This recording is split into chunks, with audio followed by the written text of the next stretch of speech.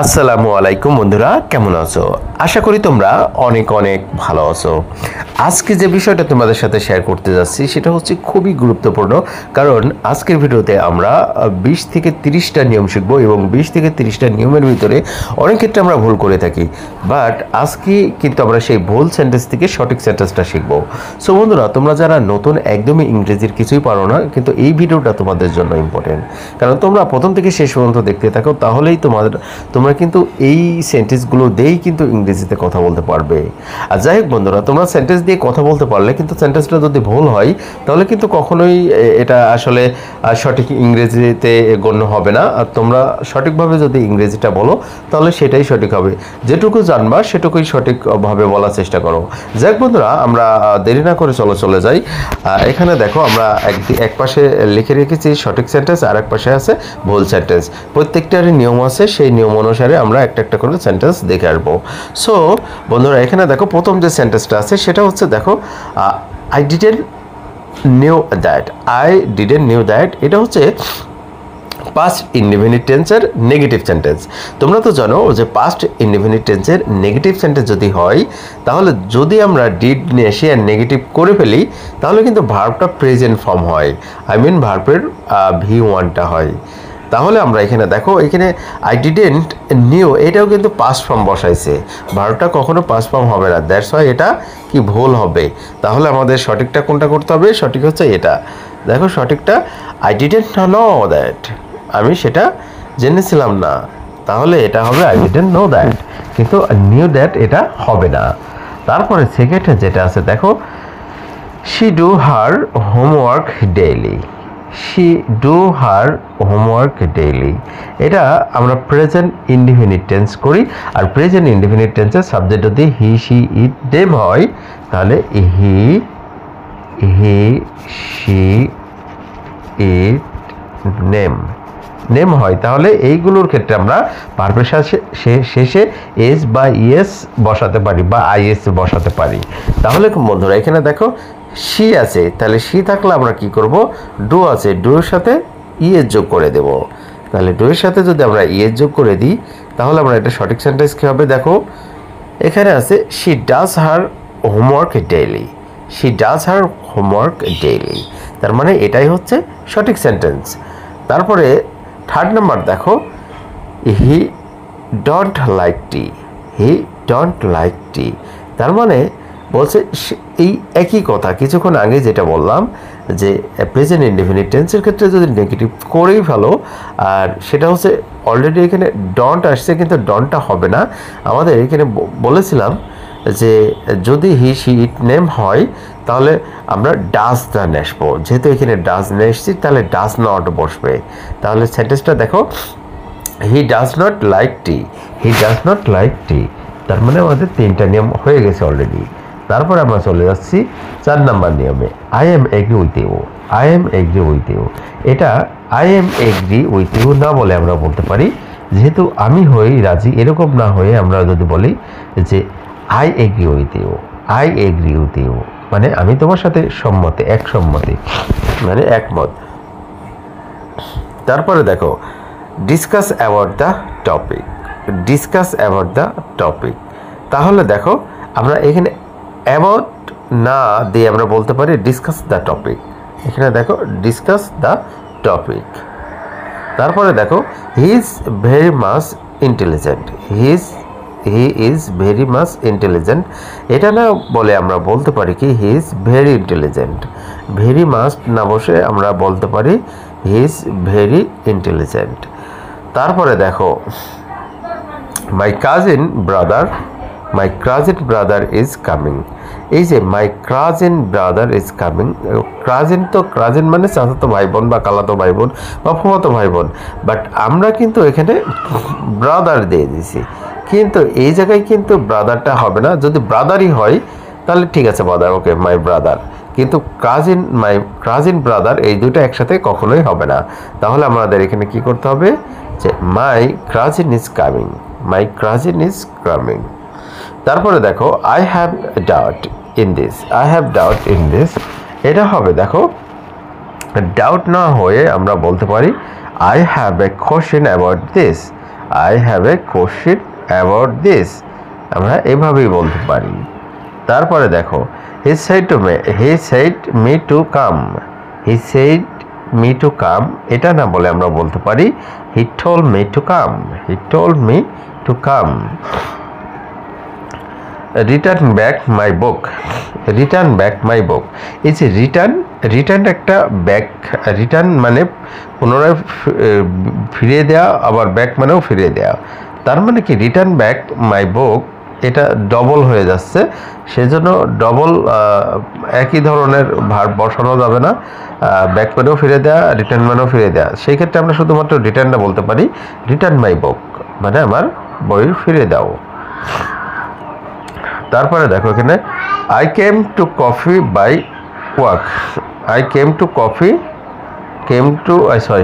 I came to office by walk, মানে আমি হেঁটে অফিসে এসেছিলাম।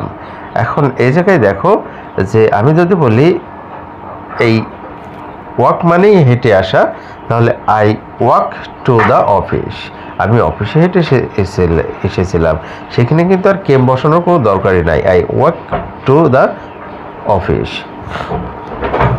তারপর দেখো she is more better then him, she is more better দেন, আমরা তো জানি তোমার কম্পারেটিভ ডিগ্রি যেটা হচ্ছে কম্পারেটিভ, সুপারলেটিভ অ্যান্ড পজিটিভ, 3 ধরনের ডিগ্রি আছে। কিন্তু আমরা যখন দেখি যে যখন 3 সিলেবলের ওপরে চলে যাই যেসব ওয়ার্ডগুলো, সেই ক্ষেত্রে কিন্তু আমরা কি বসাই, মোর, মোস্ট এগুলো বসাই। কিন্তু গুড, বেটার, বেস্ট এইখানে কিন্তু মোর, মোস্ট এগুলো হয় না।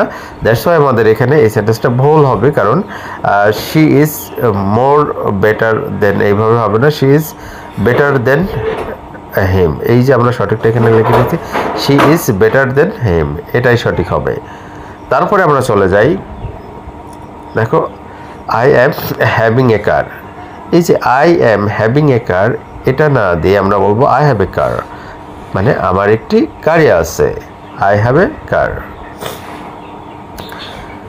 হি is my real brother, he is my real brother, আমরা ওটা না বলে রিয়েল ব্রাদার, এটা কোনো কথাই না যে আপন ভাই বোন, সেই ক্ষেত্রে আমরা বলতে পারি he is my brother, he is my brother, সে আমার ভাই। হিজ রিয়েল ব্রাদার এটা কখনো রিয়েল আর ফেক এটা না বলে আমরা বলবো হিজ মাই ব্রাদার। তারপরে দেখো I prefer tea than coffee, I prefer tea than coffee, তোমরা তো জানোই যে প্রেফারের ক্ষেত্রে আমরা সবসময় টুটা ব্যবহার করি, সেই ক্ষেত্রে আমাদের ইনফিনিটিভ টুটা এখানে ব্যবহার হচ্ছে। দেখো I prefer T two coffee, I prefer T to coffee, তার মানে কি আমি চা পছন্দ করি কির চেয়ে, কফির চেয়ে। তারপরে দেখো I met him ইস্টারডে night, I met him ইস্টারডে night, তার মানে এই জায়গাটাই আমরা বলতে পারি ইস্টারডে নাইট না বলে last night, I met him last night, এখানে দেখো I met him last night. তারপরে দেখো he is good in English, আমরা এই ক্ষেত্রে কিন্তু গুড ইন বলি না, he is good at English, he is good at English, এই যে এখানে he is good at English.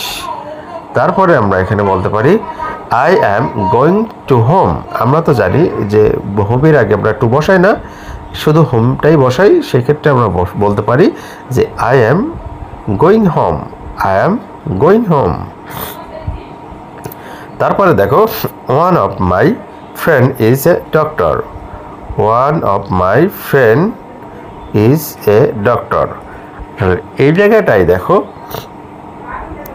একজন বন্ধুর কথা বলছে, আমার বন্ধুগুলোর মধ্যে একজন হবে, তাহলে এখানে কিন্তু মাই ফ্রেন্ডস হবে, যেহেতু one of my friends is good, তার মানে কি আমার অনেকগুলো বন্ধুর মধ্যে একজনই হয় ভালো, এটাই হবে সঠিক। তারপরে দেখো